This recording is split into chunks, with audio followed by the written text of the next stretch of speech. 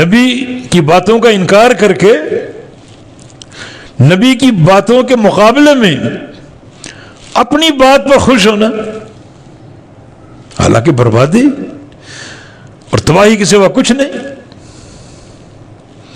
مثلا نوح علیہ السلام قوم کو دعوت دے رہے ہیں، قوم نہیں مان رہی، حتیٰ کہ سفینہ نوح تیار ہوا، اپنے بیٹے کو دعوت، یا بنی ارکب معنا، بیٹا سوار ہو جاؤ ہمارے ساتھ۔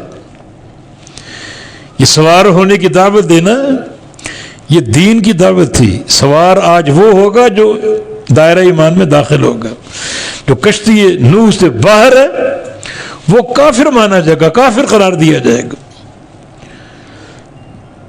تو بیٹے نے اپنے باپ اور نبی کی بات کے مقابلے میں جو کج حجتی پیش کی اور اس پر خوش ہو رہا ہے کہ سآوی الی جبل یعصمنی من الماء، مجھے کشتی کی ضرورت نہیں، میں وہ پہاڑ کی چوٹی پہ چڑھ جاؤں گا، اگر پانی آ بھی گیا تو وہ پہاڑ کی چوٹی مجھے بچائے گی۔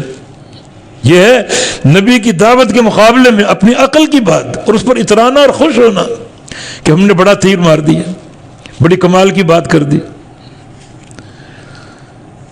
پھر اس کا انجام کیا ہوا؟ فکان من المغرقین، غرق ہو گیا، تہس نہس ہو گیا۔ اب قیامت کی سزا الگ ہے۔ نبی کی دعوت کیا تھی؟ کشتی میں آ جاؤ، کشتی میں سوار ہونے والے مومن ہوں گے، بچ جائیں گے، ان کے لیے عافیت ہے۔ اور اس کے مقابلے میں جو بھی تم بحث و تمہیز کرو گے، کٹ حجتی پیش کرو گے، اس پر اتراؤ گے، خوش ہوگے، وہ تمہاری بربادی کا پیغام ہے۔ اور یہاں بھی یہی معاملہ، جو تم کو سزا دی گئی یا قیامت کے دن دی جائے گی، کس چیز کا نتیجہ ہے؟ بما کنتم تفرحون فی الارض، جو تم زمین میں خوش ہوتے تھے، نبی کی بات کے مقابلے میں اپنی حجت کو پیش کر کے خوش ہونا، اور وہ بما کنتم تمرحون، اور جو تم اتراتے تھے، ہم نے بڑا تیر مار دی، بڑی کمال کی بات کر دی۔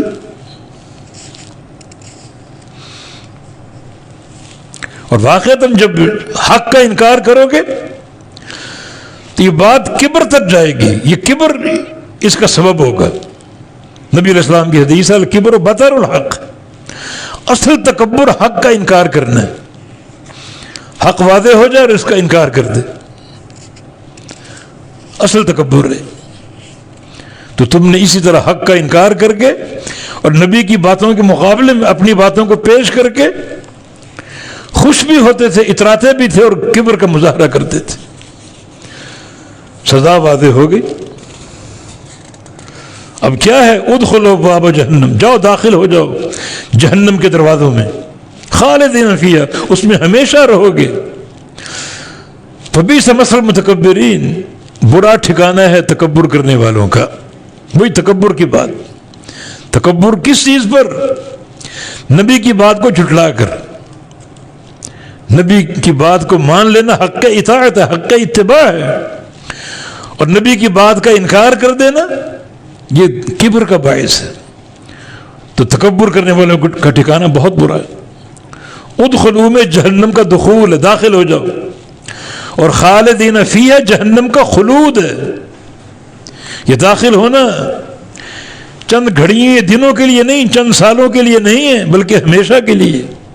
اور مسوا ٹھکانہ، برا ٹھکانہ، اب یہ برا ٹھکانہ ہمیشہ کا قائم رہے گا۔ تو تین چیزیں یہاں پر، دخول، خلود اور مسوا۔ دخول داخلے کا حکم جہنم میں، اور خلود ہمیشہ ہمیشہ کے لیے، اور مسوا اب یہ ٹھکانہ بن چکا تمہارا، کبھی اس ٹھکانے سے باہر نہیں نکلو گے۔ تو کتنی ہیبت ناک سزا ہے۔